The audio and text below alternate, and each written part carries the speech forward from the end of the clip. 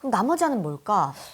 다 그냥 짬뽕에서 싹 콜라보레이션 한 거지. 다 일단 그거를. 섞어. 그러니까 앞에 아유, 설마. 앞에 그거 리치 섞어. 있었고 T가 TDF였잖아요. 그렇지. T리츠.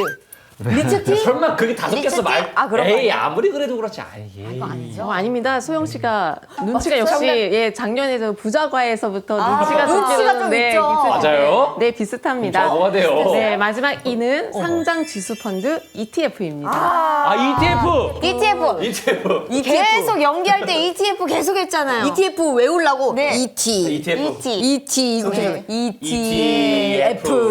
ETF의 이제 의미를 조금 설명드리자면 네. 거래소에 상장이 돼서 주식처럼 쉽게 거래할 수 있는 펀드를 말합니다. 그러니까 분산 투자가 가능한 펀드와 실시간 거래가 황금성이 좋은 주식을 합쳐놓은 거라고 보시면 되겠죠. 그러니까 ETF의 경우에는 벤치마크 지수를 추정으로 하는 그 인덱스 펀드로 표현을 하는데요. 펀드 매니저의 운용 역량이 중요한 액티브 펀드에 비해서 펀드 보수가 비교적 저렴한 편이기 때문에 장기 투자라는 퇴직연금의 경우에 수수료 부분에서 많은 절약을 할 수 있다는 그 장점이 있습니다. 아, 그러니까 개인의 어떤 공격적인 투자보다는 수치 연동돼서 같이 움직이는 그런 거군요. 네.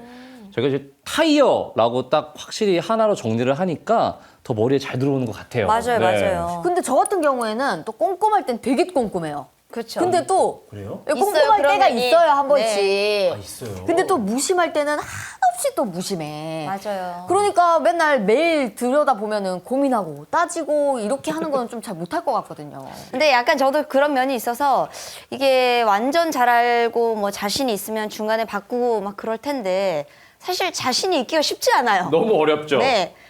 뭐 어렵잖아요. 처음부터 뭔가 이렇게 정해진 대로 가면 제일 좋겠는데 그럴 순 없나요? 네, 있습니다. 있나요? 그래요? 네. 진짜요? 그 디폴트 옵션이라고 혹시 들어보셨나요? 아, 요거는 들어가서 뭔가요? 우리가 디폴트 값 얘기를 하잖아요. 미리 정해져 있는 거.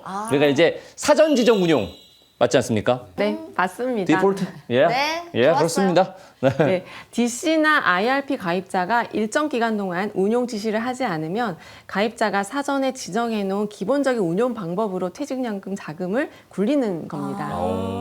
이제 이게 기존 가입자랑 신규 가입자가 디폴트 옵션이 적용되는 게 조금 다릅니다. 그래서 적용하는 예시도 다르고 이 부분은 조금 이따가 따로 또 설명을 드리도록 하겠습니다. 그런데 이 디폴트 옵션은 왜 하는 거예요? 그러니까 아까 말씀드렸던 것처럼 이제 DC나 IRP에 적립된 퇴직연금들이 그 적극적으로 수익을 내는 행위를 하지 않으면 사실은 잠들어 있는 돈이 돼버리잖아요. 그러니까 예금이랑 다를 게 없으니까 펀드로 옮겨서 좀 일부러라도 수익을 낼 수 있는 기회를 만들어주는 거죠. 그래서 찾아가는 뭐 수익률 업그레이드 서비스 같은 개념이랄까 이렇게 해석을 해볼 수 있습니다. 내가 잊고 있어도. 네. 이게 고삐를 쥐고 이렇게 끌고 가는 격이네요. 영차, 영차.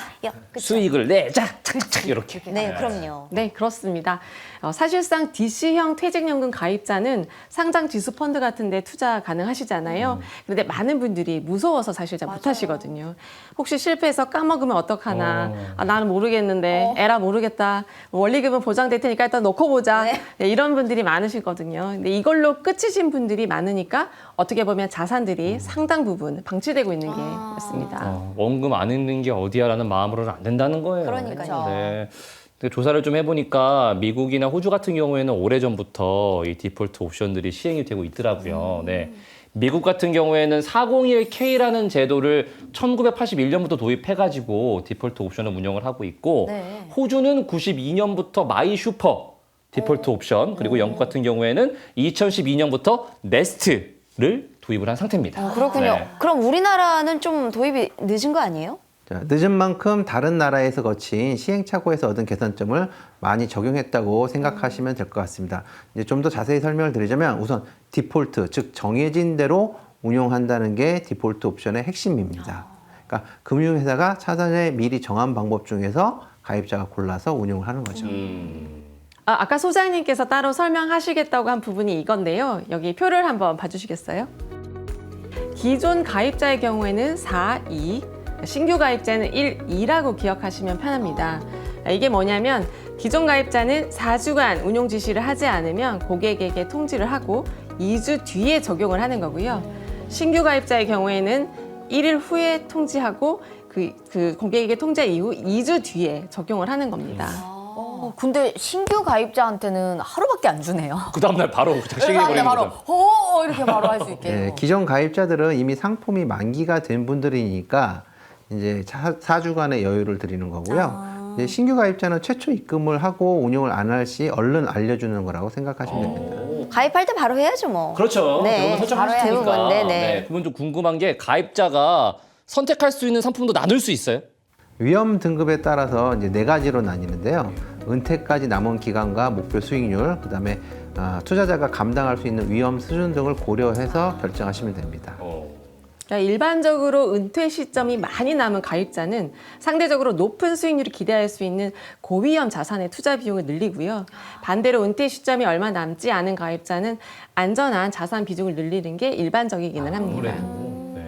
그런데 이제 이게 본인이 원해서 해야지 강제는 아니거든요. 앞에서 말한 것처럼 모든 유형의 퇴직연금 가입자에게 적용되는 것도 아니고요.